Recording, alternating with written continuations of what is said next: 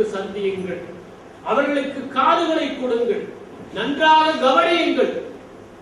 இருக்கின்ற இளைஞர்களிடம் இருக்கிற மிகப்பெரிய குறையே அவர்கள் கவனிப்பதற்கு தயாராக இருக்கிறார்.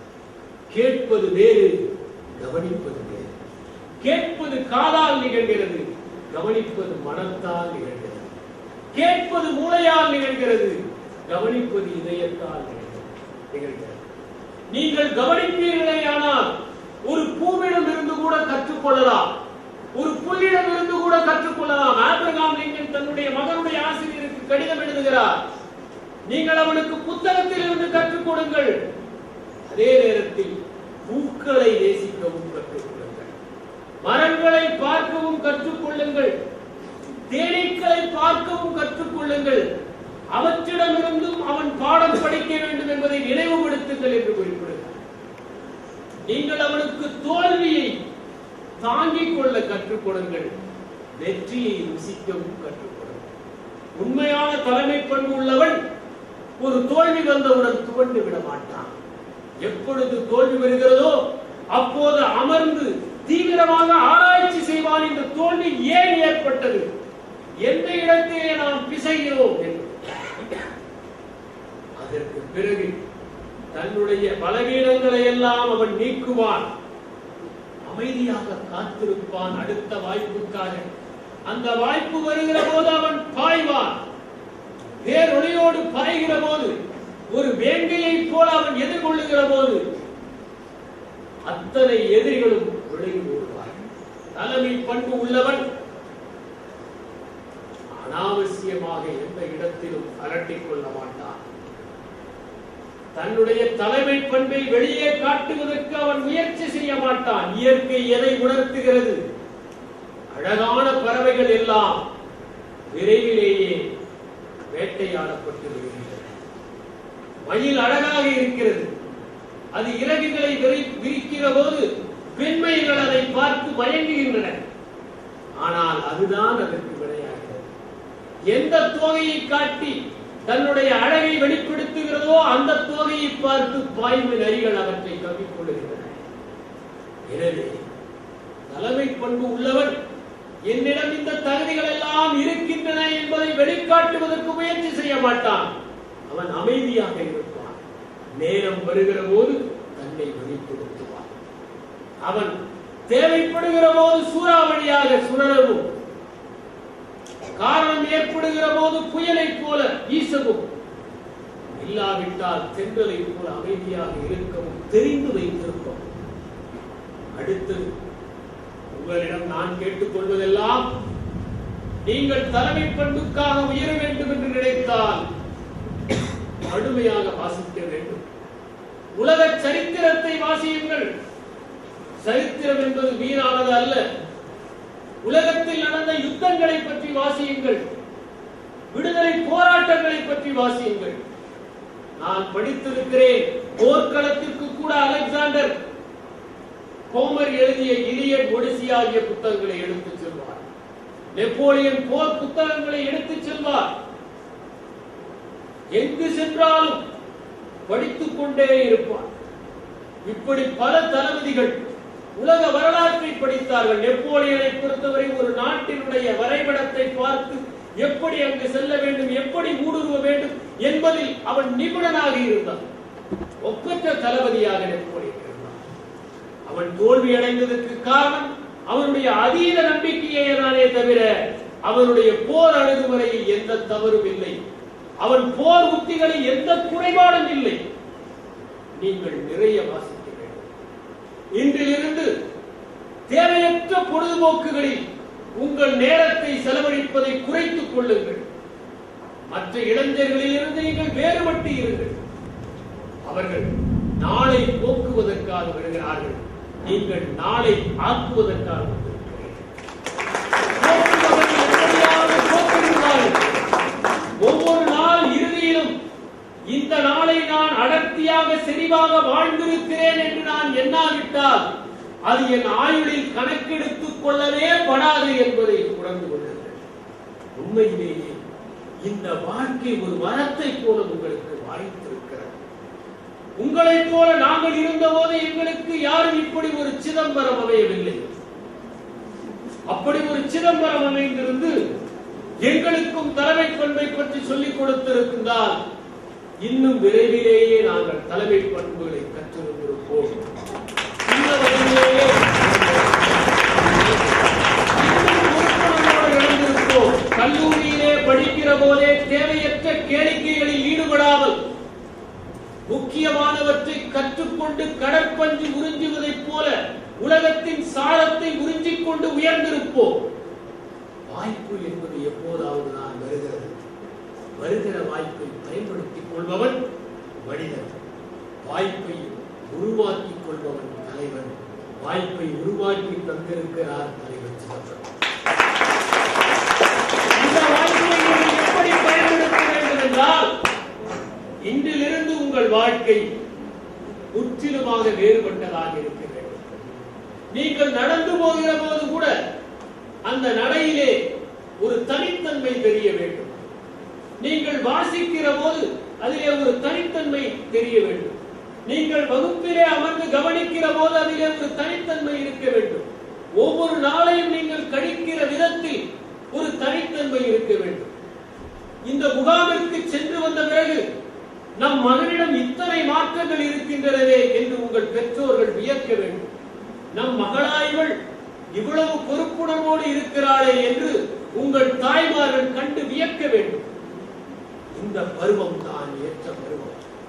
இந்த பருவத்தை தவற விட்டு விட்டால் பிறகு நாம் எவ்வளவு முயற்சி செய்தாலும் சில பழக்கங்கள் ஏற்படாது. யார் நேரத்தை உருவாக்க கற்றுக் கொள்ளுகிறீர்களோ அவர்கள் எதிர்காலத்தை உருவாக்குகிறீர்கள் என்பதை உணர்ந்து கொள்ளுங்கள். உங்கள் ஆயுளை நீங்கள் நீட்டிக்க வேண்டும் என்றால் உங்கள் தூக்கத்தை குறையுங்கள், நேரத்தை உருவாக்குங்கள், தேவையானவற்றில் கவனத்தை செலுத்துவதை எல்லாம் குறையுங்கள். சில தொலைக்காட்சி தொடர்கள் வாழ்க்கையை விட நீளமாக இருக்கிறது. மற்றையெல்லாம் தூக்கி எறிந்துவிட்டு உங்கள் இலக்கை நோக்கி நீங்கள் புறப்பட வேண்டும். ஆப்பிரிக்கன் சஃபாரி என்கிற ஒரு படத்தை பார்த்தீர்கள் என்றால் அதிலே ஒரு சிங்கம் ஒரு மானை துரத்தும். அந்த மானை நோக்கி ஓடிக்கொண்டிருக்கிற போது பல மான்கள் அதன் வழியிலே வந்து விழும். ஆனால் அந்த மான்களை அது பிடிக்காமல் எந்த மானை துரத்தியதோ அந்த மானையே துரத்தி இறுதியில் பிடிக்கும். அதை போல பல மான்கள் நம் வழியிலே வந்து விடலாம். அவற்றை எல்லாம் தூக்கி எறிந்துவிட்டு இலக்கை மட்டுமே நோக்கி ஓடுபவர்களாக இருக்க வேண்டும். இளமை பருவம் என்பது சில ரசாயன மாற்றங்களை உடலில் ஏற்படுத்தும். ஆனால் அவையெல்லாம் மிக மிக சாதாரணமானவை. எல்லா மனிதர்களுக்கும் ஏற்படுபவை அவை. அவற்றை கடப்பவர்கள் தான் உண்மையிலேயே தலைமை பண்போடு இருக்க முடியும். இந்த பருவத்தில் தயவு செய்து நீங்கள் வைராகியத்தை வளர்த்துக் கொள்ளுங்கள். வயிறை குறைக்கவும் வைராகியம் வேண்டும், வைரம் எடுக்கவும் வைராகியம் வேண்டும். வைராகியம் இல்லாவிட்டால் எதையும் சாதிக்க முடியாது. எனவே இந்த வாழ்க்கை வரம் போல அமைந்திருக்கிறது. ஒவ்வொரு நாளையும் மிகச் செம்மையாக பயன்படுத்துங்கள். இலக்கை நோக்கி பயணியுங்கள். நோக்கத்தை நோக்கி உங்கள் கவனத்தை குவியுங்கள். இந்த வாழ்க்கையை மிகப்பெரிய ஒரு வேள்வியாக ஆக்கி ஒவ்வொருவரும் தங்கள் பொறுப்பில் தலைமை பண்போடு திகழ்ந்து ஒளி வீசுபவர்களாக இருங்கள். உங்கள் கண்களின் வெளிச்சத்தால் உலகத்தின் இருட்டு அகலட்டும் என்று மட்டும் கூறி விடுகிறேன்.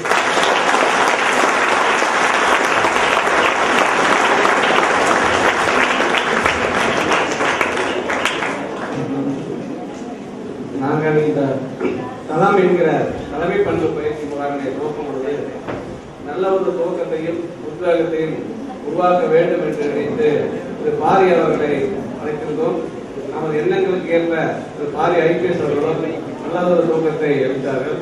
அதே போல நிறைவாக முத்தாய்ப்பாக மாணவர்கள் தனது வாழ்நாள் முழுவதும் ஒருவர் தன்னுடைய வாழ்க்கையில் மறக்க முடியாத ஒரு நிகழ்வாக இருக்க வேண்டும் என்ற எண்ணத்தில் தான் பல அலுவலகங்களிலும் நமது தலைவர் இறைமுறை அவர்களை பல முறை தொடர்பு கொண்டு அழைத்தோம்.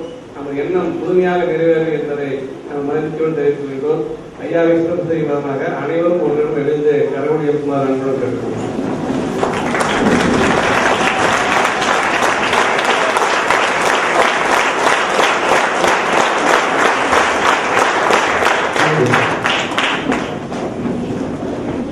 அடுத்ததாக ஒரு வாய்ப்பு நமது தலைமை அவர்களிடம் ஏதாவது கேள்விகள் கேட்க விரும்பும் மாணவர்கள் கேட்குமாறு கேட்டுக்கொள்கிறோம்.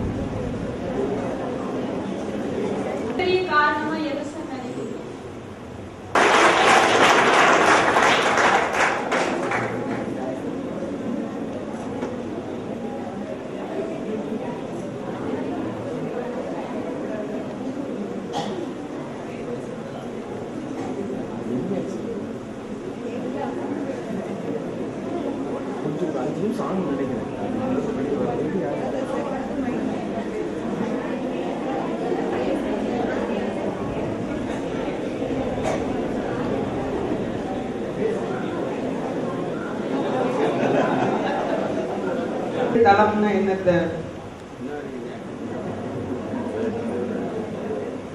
வெற்றிக்கு அடிப்படையானது வந்து தோல்வி. அதான் அதனுடைய அடிப்படை.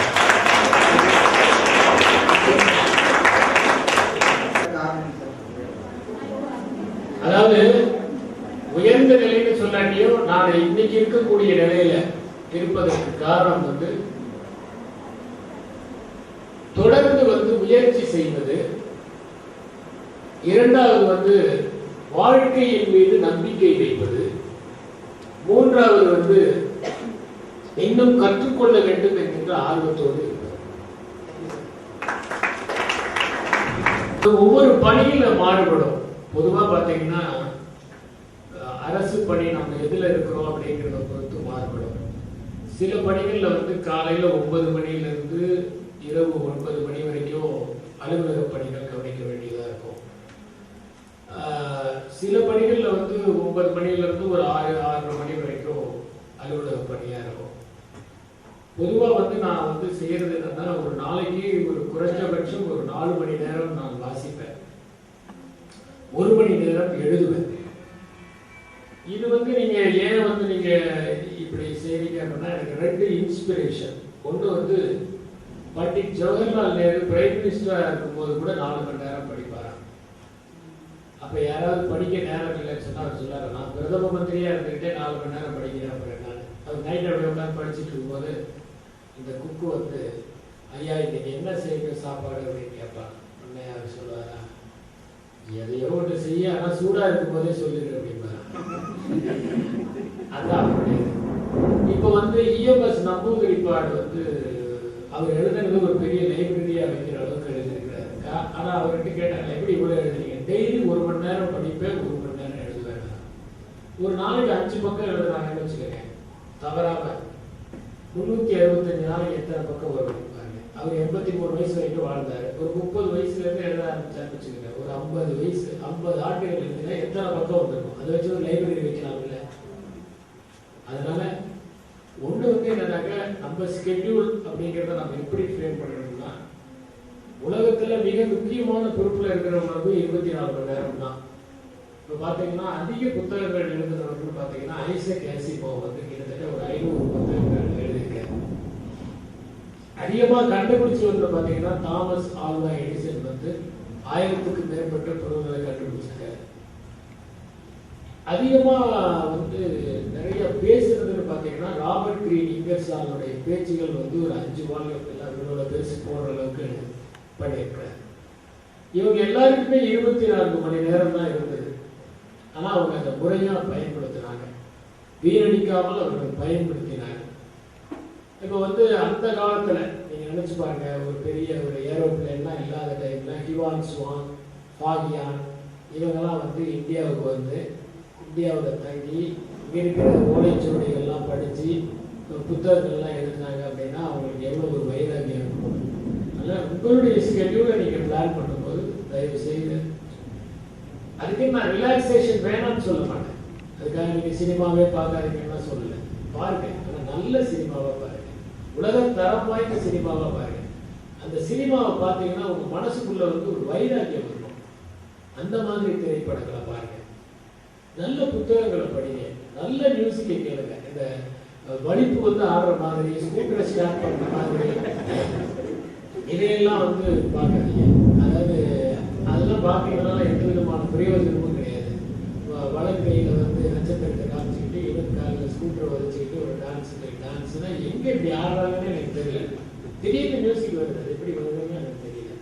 திடீர்னு 2 பேர் சேர்ந்து ஸ்டெப்ஸ் கரெக்டா போடுறாங்க. சொல்லி கொடுத்தாலே ஸ்கூல் ஆனுவல் டே நிகழ்ச்சியில தப்பா ஒரு குழந்தை தப்பா ஆடுது. அது எப்படி திடீர்னு ரோட்ல, அதாவது யாருமே கேட்க மாட்டேங்கிறாங்க. அதாவது கொஞ்சமாவது நாம நம்மளுடைய ரிலாக்ஸேஷன் கூட நியாயமானதா இருக்கணும், நம்ம மேம்படுத்துவதா இருக்கணும். அப்படி நீங்க ஸ்கெட்யூலை வடிவமைச்சுட்டீங்கன்னா நீங்க நிச்சயமா ஒரு 30-35 ஆண்டுகள் வரும்போது உங்களுக்கு ஒரு தெளிவான பார்வை இருக்கும். அப்ப உங்களுடைய தெளிவான பார்வை தான் உங்களை உயர்த்தும். நீங்க பாத்தீங்கன்னா தலைமை பண்பு அந்த காலத்துல ரொம்ப சின்ன வயசுலயே வந்துட்டாங்க. இப்ப லெனின்லாம் பாத்தீங்கன்னா ரொம்ப சின்ன வயசு. அவர் மேத்ஸ் எக்ஸாம் எழுதுறதுக்காக போறாரு. அந்த காலத்துல ஜார்ஜ் மன்னனுக்கு எதிராக கிளர்ச்சி பண்ணவங்களை யார் யார் இன்னைக்கு தூக்கில போடுவாங்கன்னு ஒரு லிஸ்ட் போடுறாங்க. அந்த லிஸ்ட்ல அவருடைய அண்ணனோட பேர் இருக்கு. நம்ம வீட்டுல அப்படி ஒரு நிகழ்ச்சி இருந்தா நம்ம அப்பாவுக்கு தலைவலி அம்மாவுக்கு வயிற்று வலினாலே நம்மளால மேத்ஸ் எக்ஸாம் ஒழுங்கா எழுத முடியாது இல்லைங்களா? அவங்க அண்ணன் அன்னைக்கு சாயந்தரம் தூக்கில போட போறாங்க. லெனின் போய் எழுதுறாரு, மேத்ஸ் எழுதுறாரு. எவ்வளவு மார்க் வாங்கியிருப்பாரு சொல்லுங்க பார்க்கலாம். சென்டமாக அப்படின்னா எவ்வளவு இமோஷனல் இன்டெலிஜென்ஸ் இருக்கும். சும்மா கட்டுறதுலாம் அழகு, உள்ளு குத்துறதுலாம் அழகு. சும்மா ஒரு நாய் கடிச்சிருக்கோம் அதுக்கெல்லாம் அழகு. ஒரு சின்னதா கதவுல கை மாட்டிருக்கோம் அதுக்கெல்லாம் அழகு. அதாவது நம்மளை கடிச்சிட்டு நாய் சந்தோஷமா போகுது, அதை நினைச்சாலும் நமக்கு ஒரு ரோஷம் வர வேணாம். அதாவது நான் சொல்ற கேளுங்க, உலகத்துல சாதிச்சவங்க எல்லாருமே வழியை குறித்து கொண்டவர்களாக இருந்தாங்க. இந்த ஹன்ஸ் அப்படின்ட்டு அவங்க குதிரையில புறப்பட ஆரம்பிச்சாங்கன்னா அந்த ஐரோப்பிய நாடுகள் எல்லாம் பயம் வருமா. அப்படி ஐரோப்பாவே ஒரு முடிவுக்கு வந்துருச்சுன்னு பயப்பட்டாங்க. அட்டிலாங்கிற மன்னனுடைய ஆட்சி. அவங்க ஹன்ஸ் என்ன பண்ணுவாங்க, குழந்தை பிறந்தவுடனே அது மூக்குல லைட்டா எடுத்துருவாங்க, காய ஏற்படுத்துவாங்க. அதுக்கப்புறம் தான் பால் கொடுப்பாங்க. வழிய உணரணும்னு ஹானிபால் ஒரு கண்ணு இன்ஃபெக்ஷன் ஆயிருக்கு, அவனே தோண்டி எடுக்கிறான். எப்படி இருந்திருக்கும் வழி? அந்த மாதிரி வழியை தாங்கும், வழியை தாங்குபவர்கள் தான் தலைவர்களாக இருக்க முடியும். சும்மா புல்லு குத்துறதுக்கு ஒரு 3 நாள் லீவ் போட்டு சிஎல் போட்டு அது சில பேர் எடுத்துட்டீங்கன்னா இந்த புல்லு பட்டாசு கையில போட்டிருக்கோம், உடனே ஊரையே கூப்பிட வேண்டியது. அவங்க யானை வெடியில சத்தம் போடாத வெடிச்சுட்டு ஜம்பம். அதனால தயவு செய்து வழியை பொறுத்துக் கொள்வது தலைமை பொறுப்புல ஒரு முக்கியம். அதனால அதெல்லாம் தாண்டி தான் கொஞ்ச தூரம் நடந்தவுடனே வழியில் உட்காரக்கூடாது, நடக்கணும். எவ்வளவு நேரம்னாலும் நடக்கணும், எவ்வளவு நேரம்னாலும் பயணம் பண்ணணும். அப்படி நம்மளை உருவாக்கும் போது தான் உடல்ல உறுதி வரணும். உடல்ல உறுதி வந்தா தான் உள்ள